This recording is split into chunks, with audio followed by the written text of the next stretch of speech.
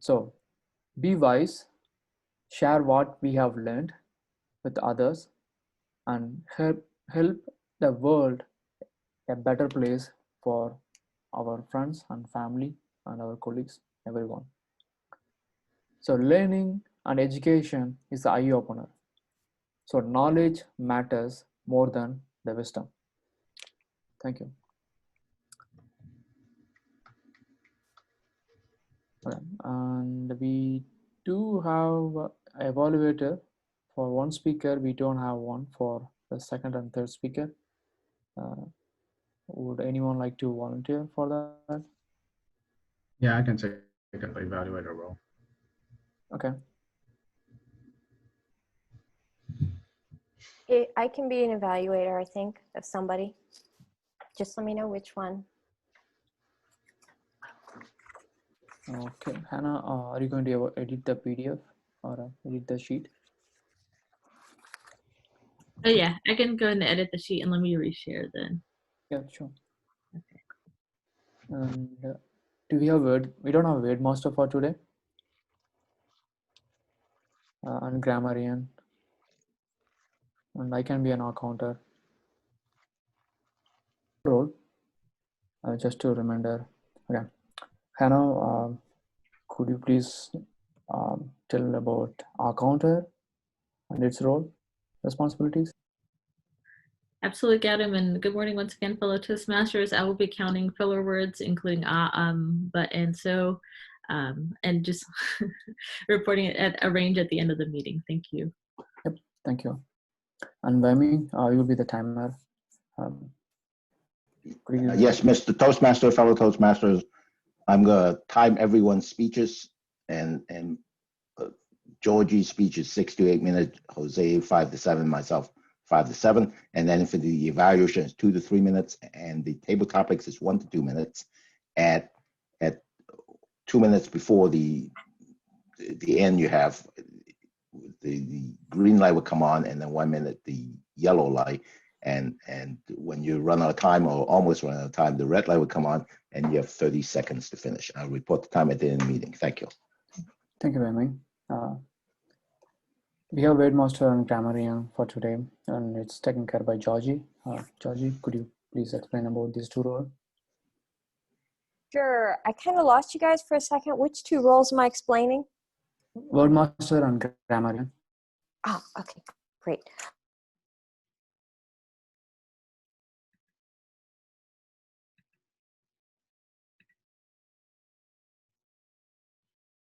Uh-oh, did we?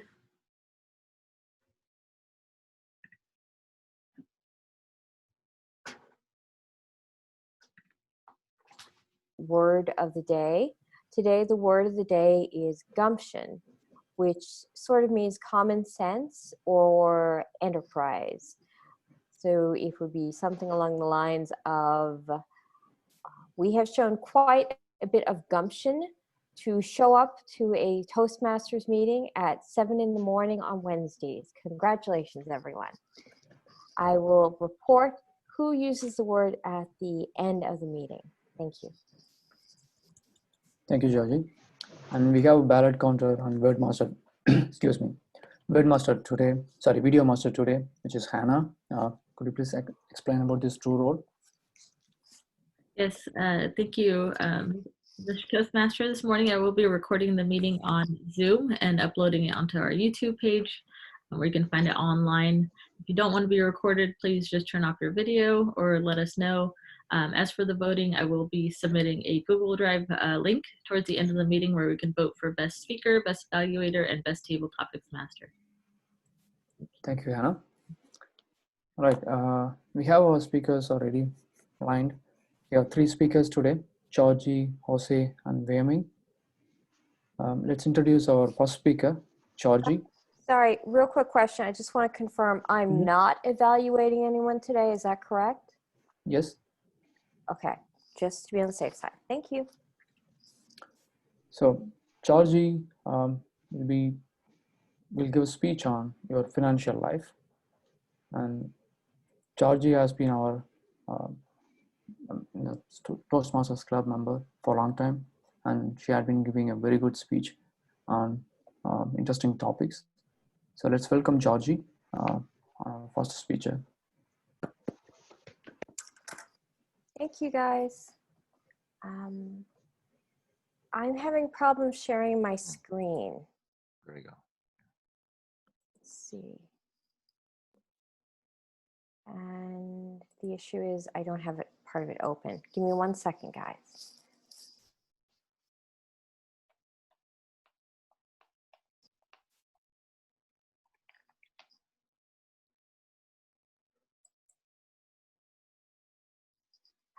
Sorry. I had this up and then something crashed. No worries. Okay.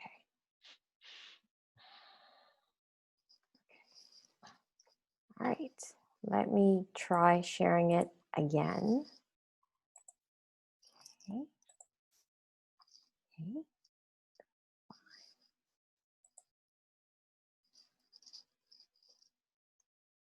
Okay. Can you guys see that now? Hopefully. Yeah. All right. And with that, today I'd like to talk about your finances, an incredibly personal subject, but something that I think could be beneficial for us to look through. So to begin with, how are your finances in order? Do you have a way that you're tracking your finances, maybe TurboTax or Quicken or some other program like that? Why should we be spending all this time trying to track your finances? As we talked about in my last speech I gave, I was talking about ways that you can increase the amount of money that you have, but you can't really increase something or improve anything if you don't track what you have. You can't improve what you don't measure. So hence the reason you should look into trying to keep your finances in order. Now, for some people, they find that having a budget is helpful to them. And others find that they go even more into this by having a budgeting app available to them. Now, some people do pay for some sort of monthly subscription for budgeting app, but there are lots of free ones out there, including Mint and NerdWallet. Why bother with a budgeting app or carrying something around like this? It helps you keep track of all of your financial inputs and outputs in your life. And it helps you then identify where you are actually building assets and where deficits are coming through to your life and helping you to identify it. For example, a lot of people think about a car as being an asset in their life, but actually, when you start looking at the costs associated with it, it actually becomes more of a deficit. Something like a house, especially in this area, tends to be an asset. So it helps you also, if you go through your finances and identify where the inputs and outputs are for your financial life and what your assets and deficits are. Now, with that, we should also think about ways in which you can save money to make sure that when you do get money in, you don't waste it on unimportant things. Like perhaps you can look through your budget and see where you're spending money on subscriptions every month that you don't actually use the services for.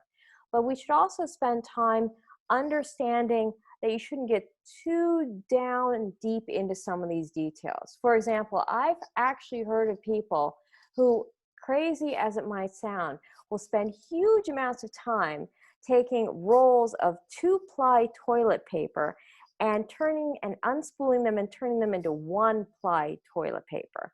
That is an insane amount of time to save pennies. Instead, why don't you do something that's not OCD-like, but instead maybe spend a few hours reading those boring insurance contracts we all have to sign. Look through them, see is there any way that you could maybe save several $100s a year on your insurance. That is a far better use of your time to try to identify ways to save money.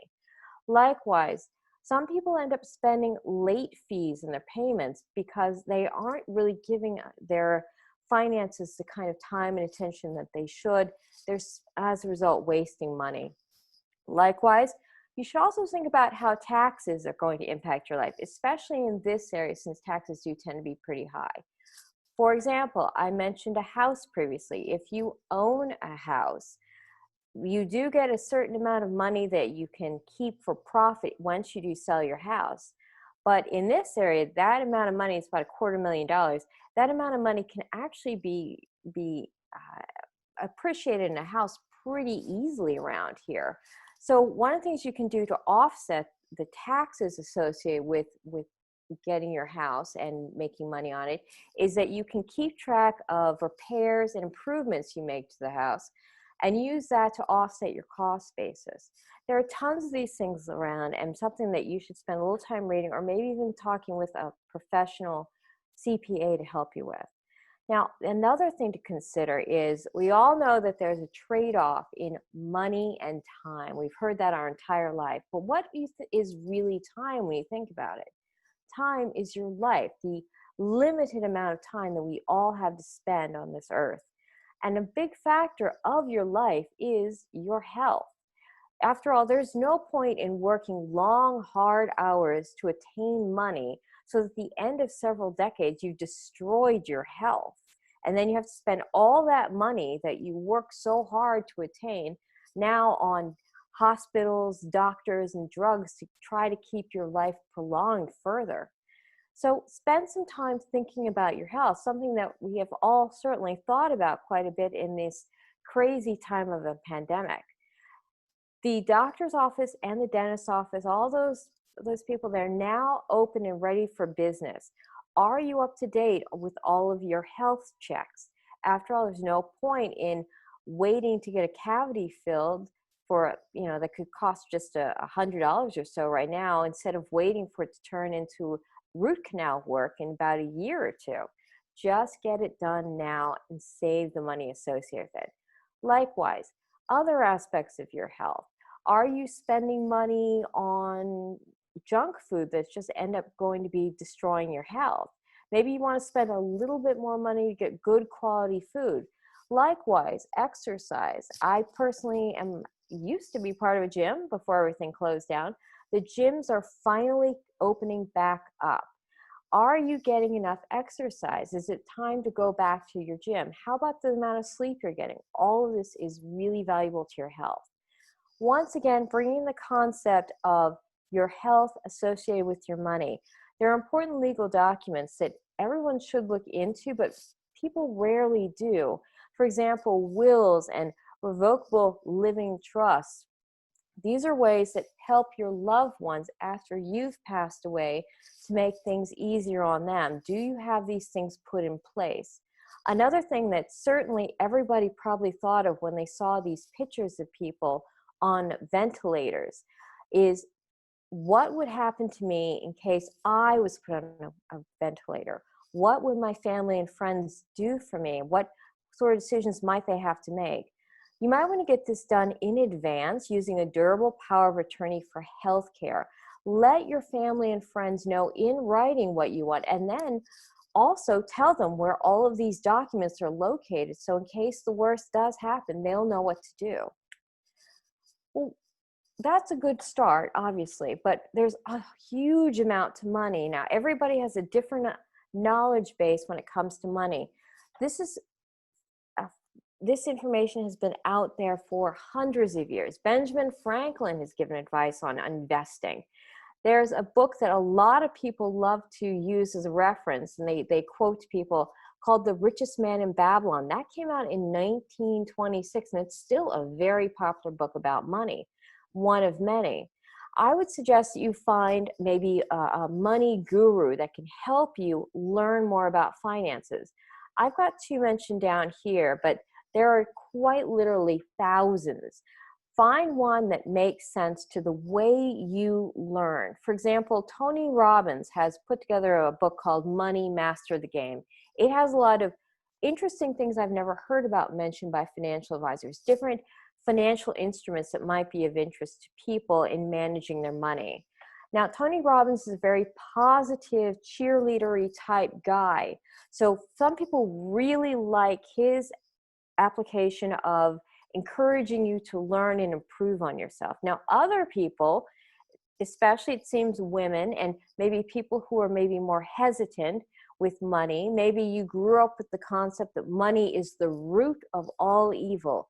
And to your mind, the best way to deal with money is not to deal with it. Susie Orman might be the kind of person that would be a good guru for you to start with.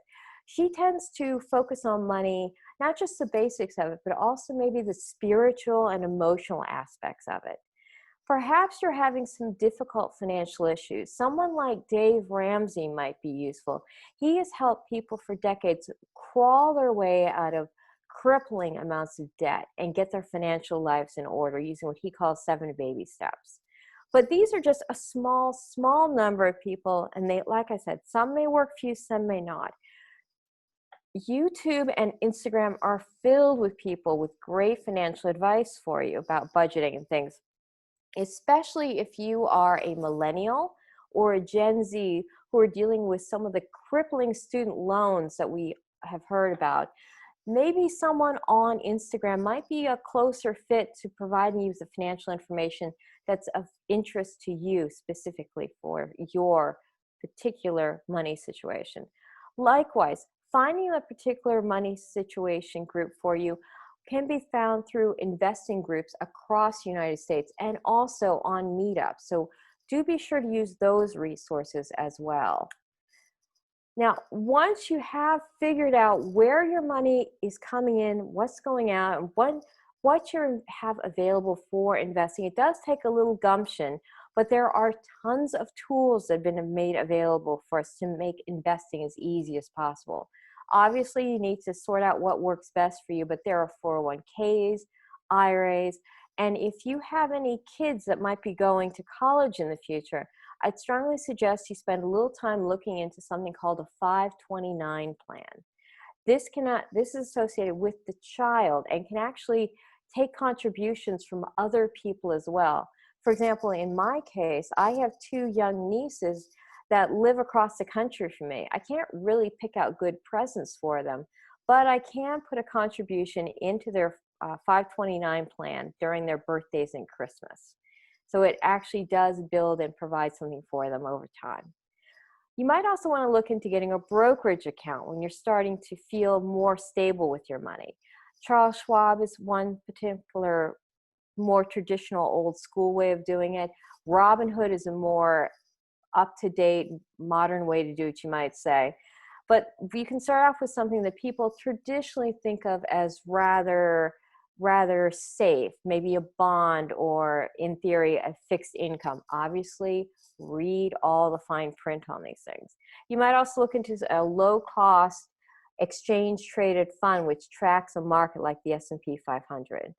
Once you get a little bit more advanced and feeling a bit more comfortable about your money, you might want to start doing some stock trading yourself and maybe even pushing the envelope to do futures tradings, doing calls and puts. Whatever you do, remember that for a lot of people, you need at least 3 or more streams of income to become financially stable, to feel safe. And certainly that's something that a lot of people have realized during this time of pandemic, in which people may have lost one of their major sources of income, but have been okay because they had what you might call side hustles. Now, side hustles are very valuable for bringing in money, but I look at them also as a way to provide more of a financial education and to providing a bigger skill set. For example, to do one side hustle, you might want to sell something. Maybe it's jewelry, maybe it's old books, whatever is your thing. Learn how to sell something. Sales obviously can be an extremely valuable skill set to learn how to add this quality to your skills can provide even more growth for your finances in the future. Another thing to consider, negotiate. Learn to pivot off from someone's no into something maybe a little bit more positive for you and for the second party. But whatever you do, remember, you earn in proportion to your ability to use the tools that you have at your disposal. So if one day you want to build up a lot of wealth, remember the way to do that is with what tools you currently have and how well you understand how to use them. So our next stop will be improving your future and your finances. Thanks.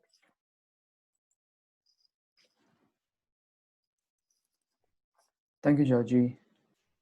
It was a very good presentation and very good insights on our financial management. Let's give feedback to Georgie. If let's take a minute or so. Please give your feedback in a private mode.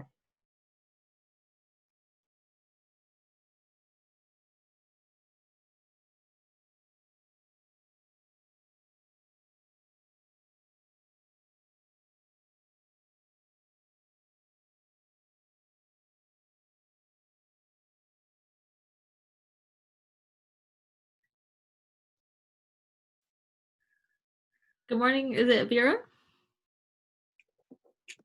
Yes, this is Veera.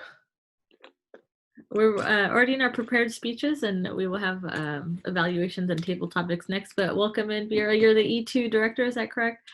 Yes, yeah, thank you for sending me the link. Sorry, somehow I thought it's 7:30, start 7:30. I will come some other day also. No problem. It was great. When I saw this club, I thought a lot of energy, but you guys exceeding my expectations. Excellent. Very nice.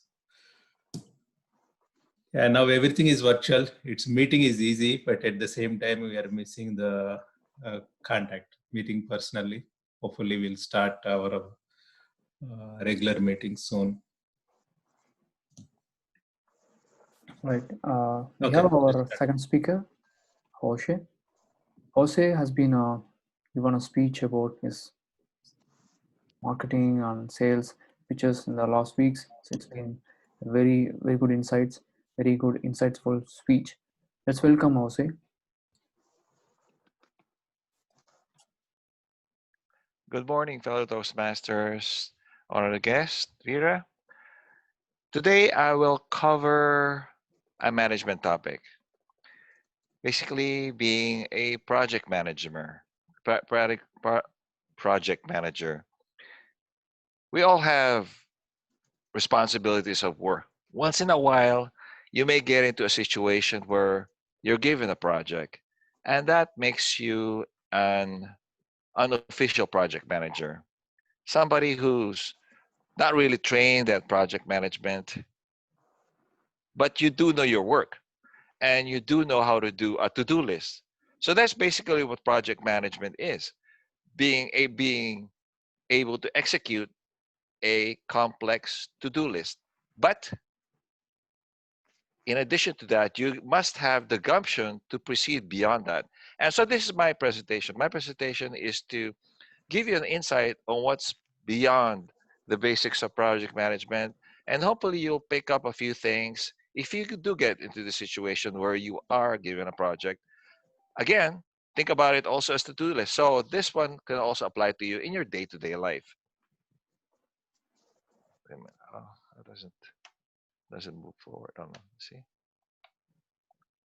Sorry, that doesn't move forward. Hold on. See? Oh, there it is. So this is my reference.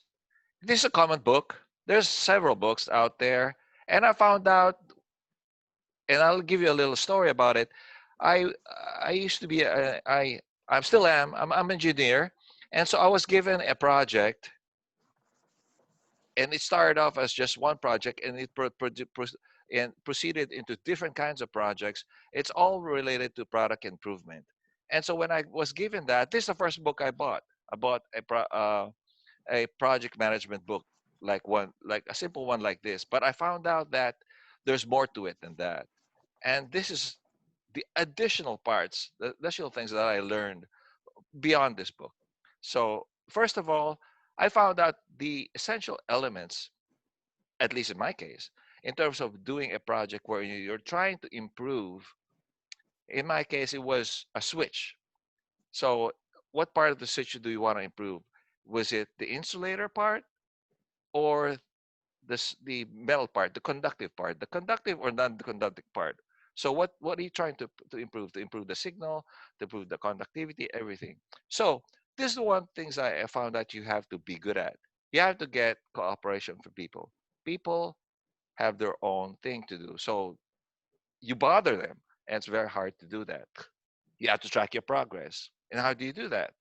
You have to edit the procedure. The company that you're with will have a procedure, and you have to be able to edit that procedure. And finally, you have to monitor what you've achieved. So first of all, let's go with cooperation. Basically, it's teamwork. But how do you get teamwork? I found out that whenever you talk to each and every cost center, or I would say each and every department within your organization, I found out that you have to know what they're doing.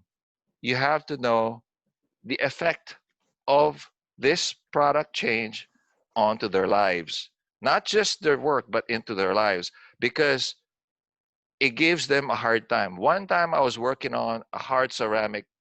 Again, this done is a later part of the design, and I found out that our manufacturing manager was against it because it was so hard to machine. It's so hard to make the precision cuts. It's so hard because the ceramic I was proposing was too hard. So you have to think, you have to adapt to that. And there's also a cost factor. Our sales will disagree because what you're proposing is too expensive. So you have to come up with a cheaper alternative somehow in the manufacturing process or in the material. So you have to get their cooperation. Think it through throughout the whole project and see what the opinion of each department is on terms of what you are proposing. Not just that. Oh, and I would, whenever you start off a conversation with people, I recommend to to make it an open-end question. How will this affect you? And let them proceed. Listen to what they say in between, even their gestures, and you'll see what is it that they don't like, and learn from that. And then we go to the next challenge with project management is tracking progress. You have to have technology. There was a time during the early parts of progress where I was taking notes. No, you can't, because you got to have a whole bunch of loose leaves, and you got to have to organize everything. It's up to you now. There's a lot of project management software out there. So I was doing Microsoft project. There's a lot of online. Monday.com is out there, right? So you could learn from those and take a lot. I still do hand notes just to be creative, because sometimes you do have creative spurs in the moment, and you do take hand notes, but you have to do certain. It's three things I noticed when I do technical documentation. It is, you have an automated feature, you have a presentation kind of technology like Microsoft Word, Microsoft Excel, and you have note-taking methods. So if you improve on the three methods, then you will be good in tracking your progress. And then we go on to the next segment, which is procedures. Procedure. If it was up to me, I wouldn't follow procedure. I'll just go ahead and do it, right? But the problem there is during meetings, they'll ask you, where are we? And everybody is attuned to that, to those steps. So when you are in a corporate setting, they will have a procedure. Learn the procedure. You have to. It's expected. Even from the higher up all the way down to the basic assembler, they will know. They will know what where we are in the procedure, because even their software is following the procedure. So you have to follow the procedure. The key to procedure is to get rid of the procedures that's not part of your project. So that's the key. And I found out that that's how you do it. You streamline it. You make a new to-do list and work it that way. The good thing about procedure is everybody understands what's going on. That's the good thing about procedure. The bad thing about procedure is it's too tedious. So you must be able to cut it down. And that's the key. I think whenever you're in a procedure situation, you have to cut it down, make it simpler, and but you have to communicate, right? You're giving people timelines. Do people really care about procedures? Not really. Not really. I noticed that they don't care. What do they care about your reports? No, not really, because they're busy. So what they really want to do is just give me what I have to do. Tell me what I have to do. How much time do I have to do it? And how are we making progress? That's basically it. What do I have to do? And what, where are we? Are we making progress? Is my life getting better because of this? That's the key question. That's basically what they want to hear. And now we move on to evaluating your goals. And this is one thing I learned until later on in project management, that there is no set goal. You actually the second bullet I would say is the most important one. Fail often, fail fast. The project does not have to succeed. That's the key. I did not I was lost in one of some of my projects. Sometimes it has to succeed. It doesn't have to. If it's very apparent that it's not going to succeed, fail often, fail fast. And that's the key. And I noticed that it's actually better to actually add more projects. It's not that you want to finish the project, it's you want to learn from the project, add more, because the project changes over. For example, I was working on ceramic. I noticed that you can do, wait a minute, I could go to another material like a harder plastic. That's another project that's being generated, right? Insulator. And I found out that in the switch design I was doing, the most money is made in the conductor side, not the insulator side. I found out, you know, the actual shape, the way you actually make it is actually better. So you learn, learn as much as possible. That's why you have to document. That's why you have to have procedures. So you know you didn't miss anything. And that's the key. And then finally, in summary, you always think of the other person's point of view when you work the project. Make sure you adapt to technologies. Don't stay within one technology. You have to learn constantly. I do actually do seminars. For example, in machining, just the part where machining, you have to learn new machining technologies because you have to contribute. You're not just listening to people, you actually contribute to people because your project creates a new material, creates a new skill. It requires a new skill. And you give that skill to your manufacturing manager and tell them, "Oop, we got a new technology now." You have to tell them because you are researching. And the other thing, the one thing I learned about project management is you get to learn everybody. You get to learn in this. If you always want to learn each and everybody's skill, you get to learn the whole organization that way. And it's a very good for teamwork, and it's good for your career too also. Yeah. So, oh wait, what's it? Okay. Again, in summary, oh, one more thing. I forgot the one more item is the company goal. Just because you were able to machine a very hard ceramic, for example, in one of my goals, that doesn't mean it's success. A success. No, you have to consider everything else, right? You have to consider how much it's making money, how fast, how easy it is, how much tooling is being destroyed, how much tooling is destroyed whenever the part is made. So consider all variables when you do it and compare it to company goals. So again, finally, in a closing thought, when you get into project management, it's very challenging, but always have an open mind, learn as much as you can, document, and things will always work out because you have other things in mind. Always have other things in mind when you do project. Thank you very much. Thank you, Jose. It was a very good insight on project management. Project management has always been like a difficult one. If you are not uh, don't practice well, then we need some time to learn that. We have okay. Let's take a 1 minute to give a feedback to Jose. Please give a private feedback in the chat window.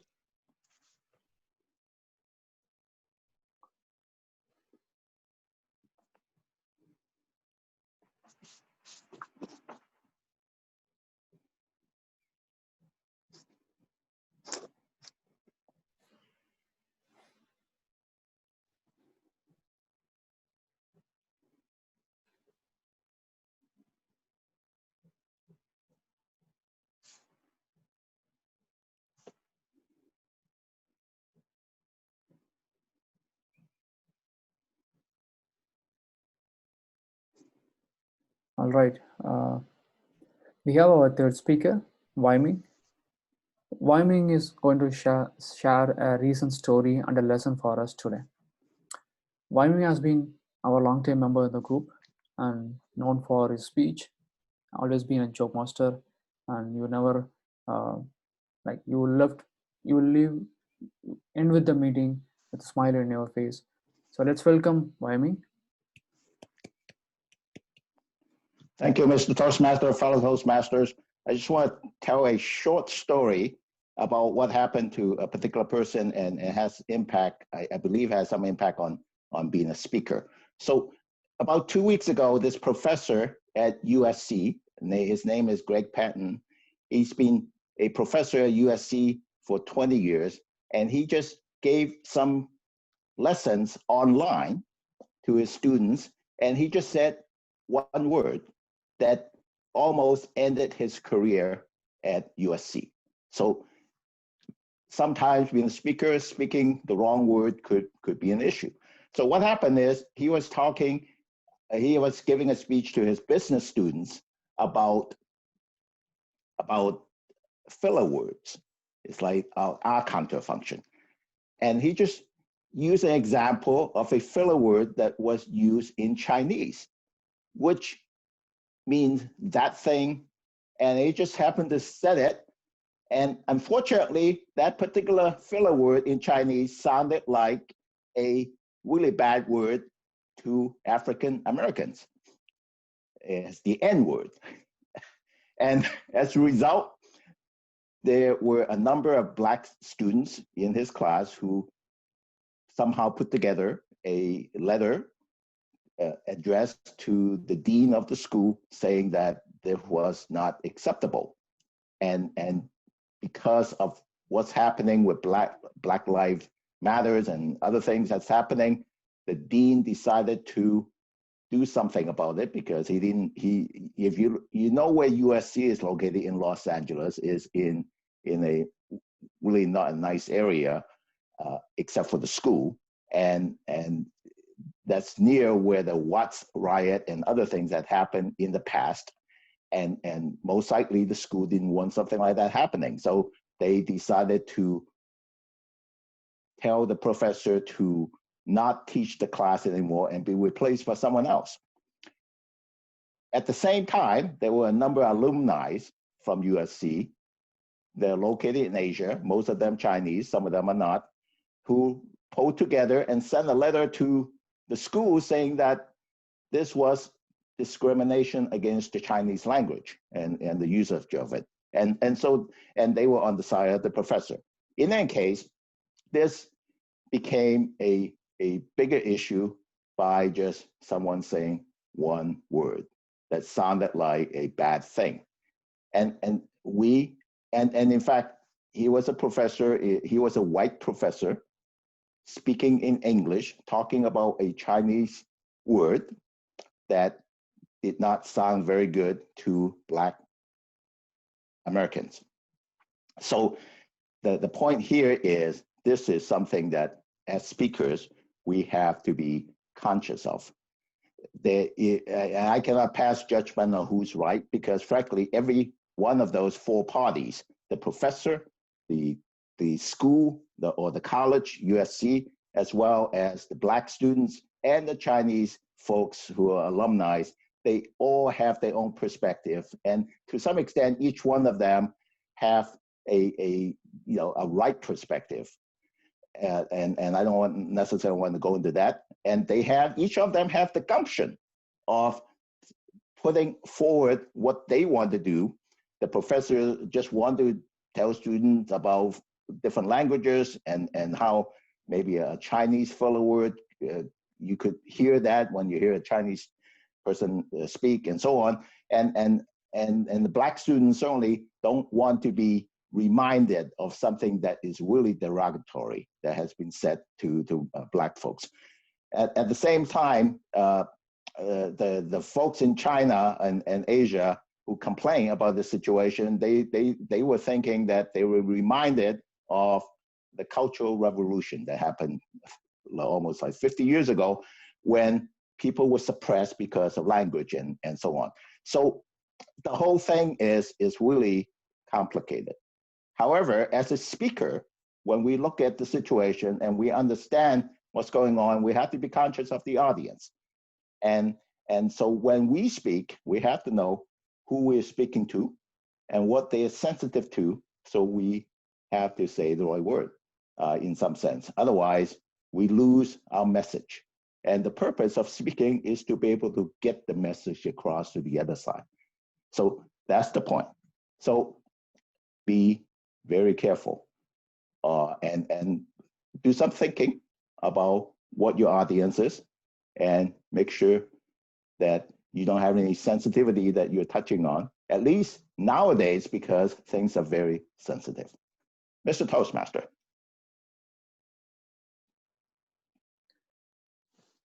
Thank you, Weiming. That was a most fascinating story, and it's very relevant to our Toastmasters Club. Let's take a minute to give a feedback to Weiming. Please use a private chat window.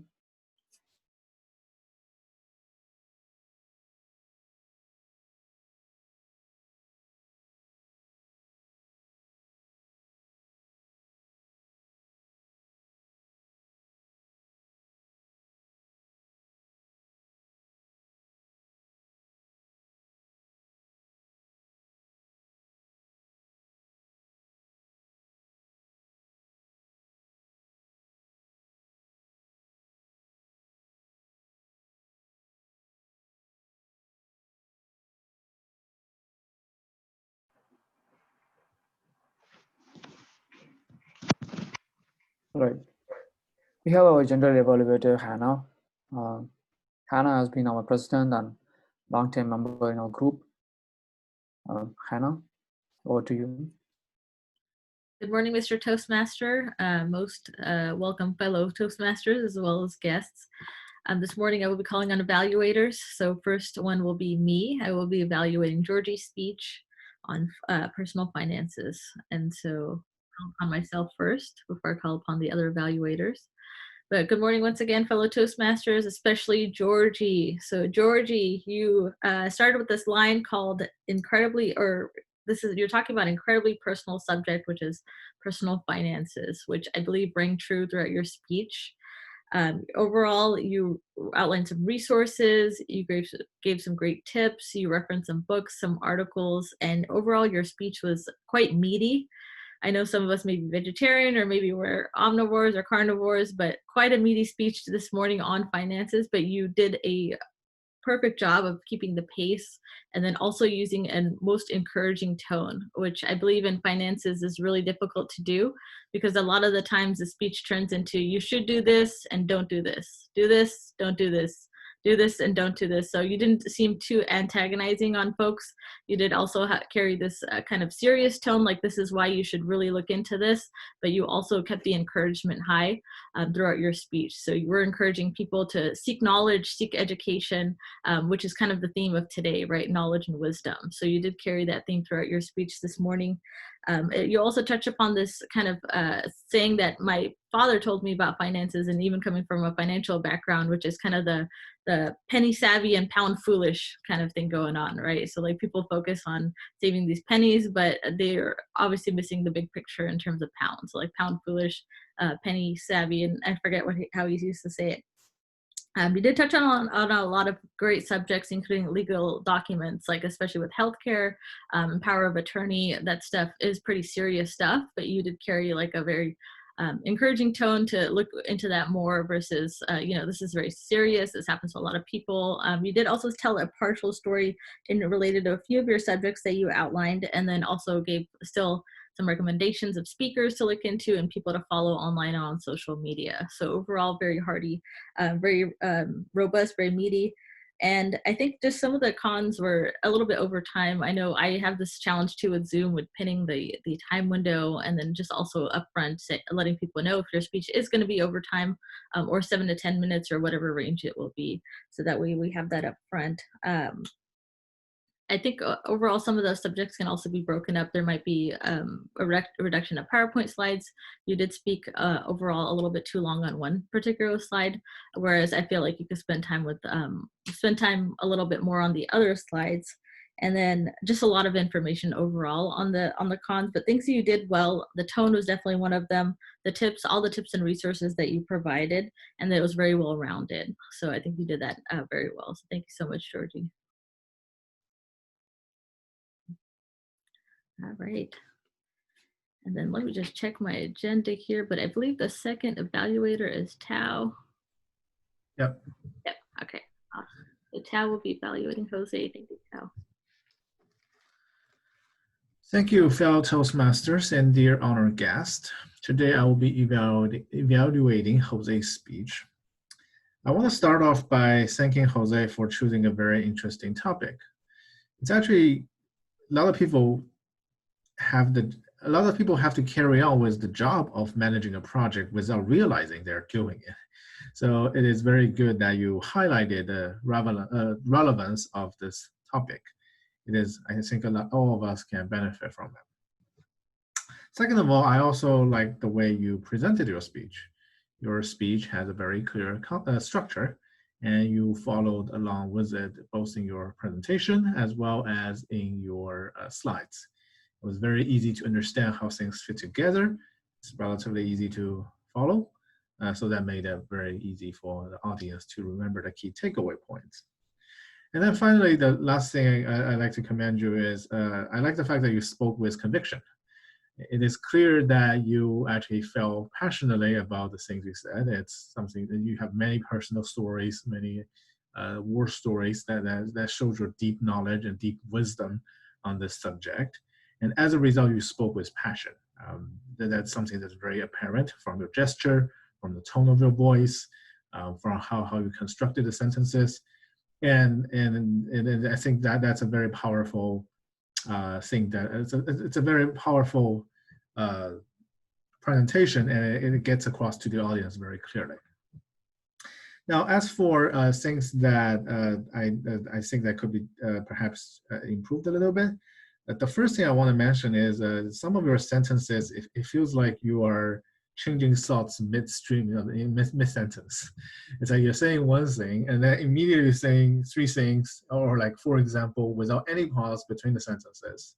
Now, this is natural for when we are composing new thoughts as we're giving speech, but however, it might be difficult for the audience to follow. If anything, the fact that you started a sentence so quickly means also the audience is probably cannot pay as much attention to a previous sentence, so it gets lost in the message. And the second thing is you share a lot of practical wisdom in your speech, but in contrast, your slides are actually very simplistic. So I do actually wish that you have some of your more important wisdoms on the slides, because I think those are really the most valuable part of the speech, from my opinion. And the last point I want to make is that just in the summary section of your speech, probably you should just focus on summarizing the speech, because you introduce a new story and as well as try to explain a few new other concepts. And while you're in the summary section, so I think that gets hard to follow. And in fact, I believe you said finally a number of times. I think that's something that, at that point, it's probably best not to introduce new content and just focus on mopping up the speech. But overall, very useful, very practical, and I look forward to your next speech. Thank you.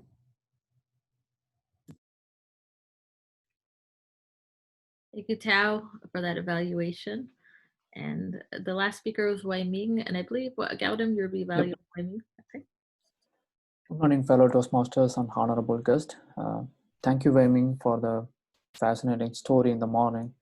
It was very insightful, and I could see that how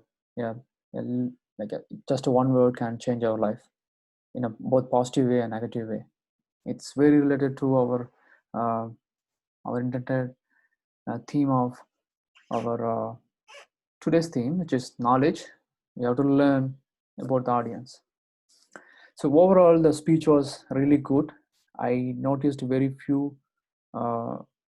double words and some hour fillers. You started with very good introduction of the story, and you set the mind for the audience, and we know what we are expecting or what we are going to listen from you. It was really great to know that, especially when telling your story. uh, so we have to keep the audience engaged. We were very engaged on that. We were looking for, okay, what happened next, what happened next. It was really a good one. Your tone of the speech was really good. Like, even if we get lost somewhere, we were able to catch, okay, we were able to relate your speech delivery. We were able to relate with previous like delivery of the speech with the current one. So because the story was really good, and the way that you delivered, it's even really good. More than that, your gesture and comfort level was uh, very good, and of course you used your gestures very well. Like, we were able to see that your gestures in a full frame. There were no loss of hand. We like, it's fully covered within the frame.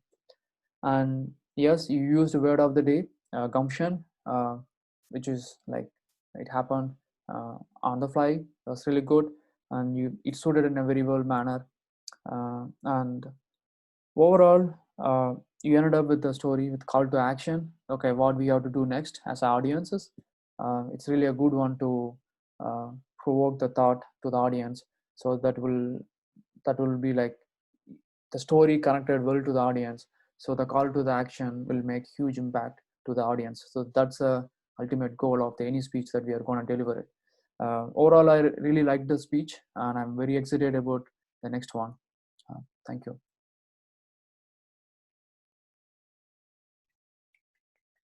Thank you, Gautam. And I know we're running a little bit over time, but let's move into table topics really quick before we call rolls at the end. We have time for maybe 1 or 2 questions. All right, I will keep this very quick. So as some of you know, I've been traveling along the country, and part of the challenge with traveling is making decisions. So today I'm just going to ask you to make a few decisions. There's no right or wrong answers, just explain why, and we'll see. We'll probably try a few of those. So the very first decision you have to make, you're at a fork in the middle of a forest. You know from your study that one of the paths leads to a dead end, the other one leads to a very scenic summit. You think the path on the right hand side is the correct one, but you saw several groups of people on the left hand side of the trail and no one on the right hand side of the trail. Question is, will you go with the crowd, or will you go with your judgment, or with your own instinct? Would anybody like to give that a try?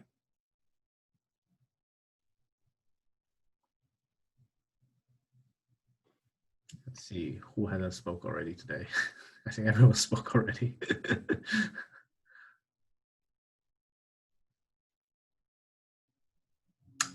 Would you like to give it a try, Vera? Yeah, I was expecting that. Yeah, it's a tough question. Yeah, it's really related to me. I do a lot of hiking. It's a really tough, whatever we think we should do this, we should do that. But under pressure, when you're really tired, that is a time really to put you on spot. With my experience, I would say I go with the right side, go to the summit, because that's what happened to me 3 years ago. I was climbing Mount Whitney, and last mile is always a challenge. And I had only one question in my mind, whether I want to somehow finish and go to summit and take a picture, or give up and go back. Each step was a challenge. Every 5 steps, I used to take a 30 seconds break, then another 5 steps. But only one thing pushed me was just, if I don't do this today, I don't know when I will get a chance, whether I will do it or not. Is in my lifetime I will be able to do it or not. That's what pushed me. That's what we learn in Toastmaster. Not like giving a regular speeches, but when you are put on a spot, in the work or somewhere, what decisions we take, that's what we define define our personality or our experience, our commitment, our true leadership. That's what I did. I'm really proud of that. Thank you. Back to Toastmasters. Thank you, Vera. Yes, I fully agree. I think, especially in those moments, it really comes down to wisdom, not theoretical knowledge anymore. The next question, I guess, is the last question since we have a little out of time. This is related to financial. So suppose you're in the middle of nowhere. You're very tired. You're very hungry. There are two restaurants in front of you. First one is a pizzeria. They sell $10 pizza. They only sell $10 pizza. And you absolutely hate pizza. Okay. Second one was a steakhouse. Steak looks okay, but they charge $100 for it. So now the question is, would you go with the cheap pizza that you hate, or get ripped off with steak? Who would like to try to answer that question?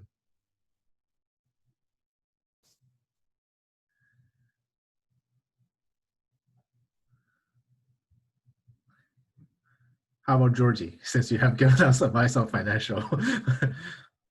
Yeah, but my speech was the longest, so wouldn't somebody else like to talk for a little while? Would anybody else would be interested in answering that question? Or I'll take that. Okay, thank you, Gautam. Yeah, I mean, it's actually an interesting one. Sometimes our brain thinks that I don't like this food, but until we try it out, we will not know that, okay, yeah, maybe I'm sort of like, I'm liking the food. It's about survival, like it's about like the hungry, and it's not about the taste or something. Okay, as long as I feel no hungry, yeah, I can focus on my work. I can proceed with the next one. With carving for food, it's not about taste, it's about hungry. And it does really a matter, like $10 versus $100, and that's based upon the financial situation. If $90, if saving a $90 is really worth, okay, then sometimes I would personally compromise. Okay, what else I can do? Certainly I cannot compromise my health, because if I'm very healthy and I can earn $90 tomorrow or day after tomorrow, or maybe after a moment, but if I'm not healthy, then what is the point of saving $90? So that is a trade-off. Like, do they have any pizzas which is very healthy? Okay, I can take it, I can feed my hungry, then I can proceed to the next one. Yeah, that would be my answer.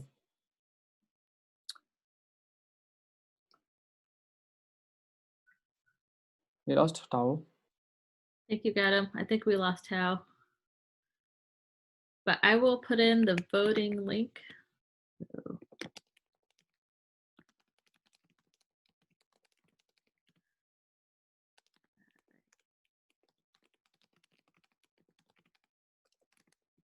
Maybe he'll come back.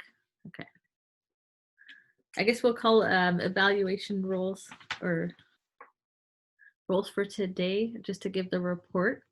So I don't know if you're ready, Wai-Ming, with the timers report.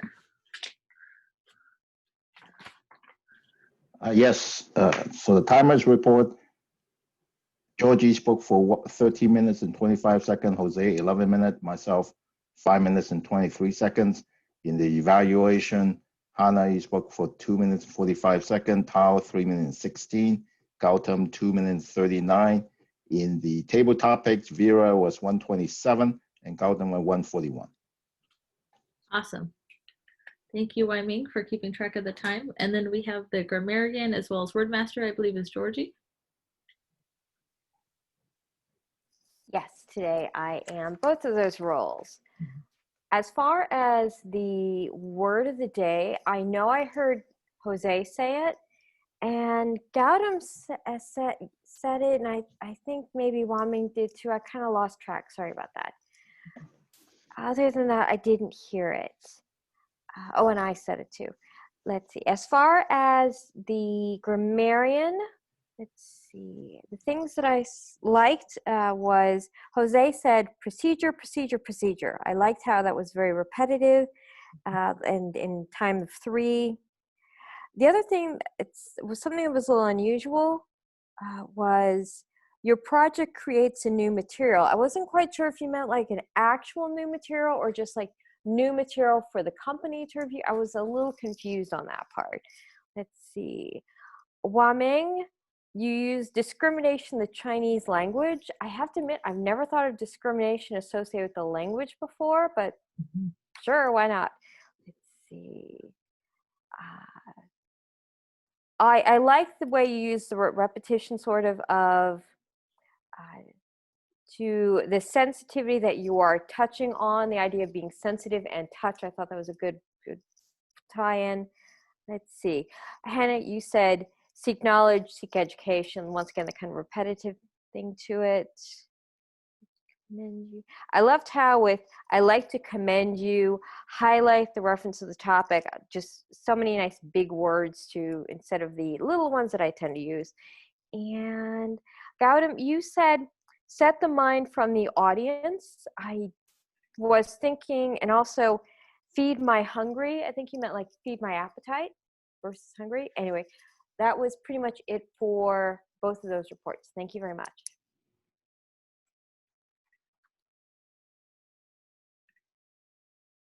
All right. Thank you, Georgie. And I will have the filler word report, and ums. Georgie, I didn't really count anything. Jose and Wyming, the range, I believe, was under 5. Both of you used more like, ands, and buts. Wyming with more like repeated words throughout your speech, and same with Jose. Myself, Tao, and Gautam are both in the 7-10 range, using a lot of ahs and ums. Me personally, ums, and then Tao and Gautam more ah and combination. So I personally am guilty as well. In terms of, I think Tao left. I don't know if he's coming back. But if we can have everybody else vote, I will post the link one more time. I think we're just missing 1 or 2 votes. Maybe just 1 because Tao left. But all right. And then roles for next week before we announce the winners for Best Speaker, Best Evaluator, and Best Table Topics Master. Does anybody want to be Toastmaster for next week? Jose? Okay, excellent. Awesome. And speakers, I think we only have Wyming signed up. Does anybody else want to speak? I'm signed up. I'm signed up as a backup, I think. Backup, okay. So we have Georgie, and then I think Gautam, did you raise your hand too? No, I have. Okay. I'm awkward for the next week. I will put myself tentative. Okay. All right. What about evaluators for next week? Evaluate. Okay. All right. Excellent. Let me check up on the voting once again. Oh, Georgie, did you have? Oops. I can be an evaluator if needed. You can put me down like tentative or something. Okay. Awesome. All right, let's refresh the voting one more time.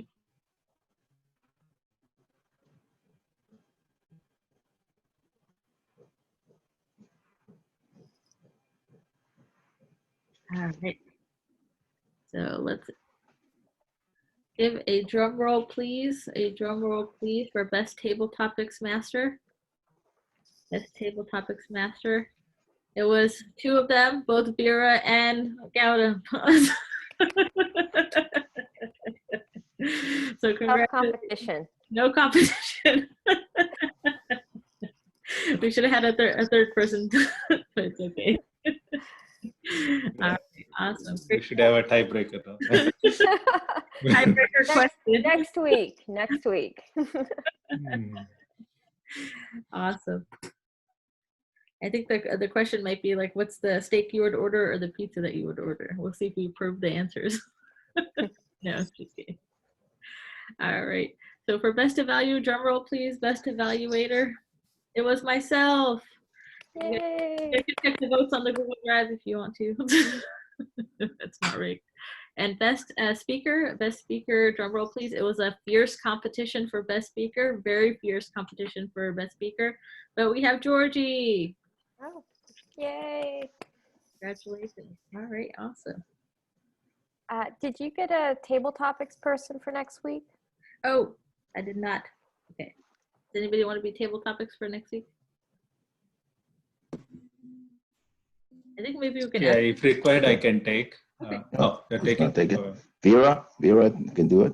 Okay, awesome. Yeah. No, yeah, I don't know. It depends on the club policy. Some clubs they don't allow. If I'm okay, I can take. Okay. I know Cal got deferred on some of his questions a couple times the last month too. So I was gonna ask him if he wants to be table topics again. Okay. So Awesome. speaker for next week is you, Hannah, and Wyming, right? Yeah. I'm in, and Waming is backup, Yeah. but we can do whatever Okay. you want. Apparently Haroon has signed up as a speaker. Oh, has he? Okay. Well, Oh, okay. So I have done Georgie, Hannah, and Haroon. Okay. okay. You can put me, I guess, also as backup. It doesn't matter. Just Okay. whatever people need or want. Got it. I was gonna put Okay. myself back up too, and then I think for 3 speakers, we'll also have them submit the times, so like 7 to 10. We can keep that range limited in 5 to 7. But even then, I'm guilty, so we'll Okay. figure that out. We'll see with Haroon how Yeah. many minutes it is. Okay. All right, guys, let's take a picture. Look alive.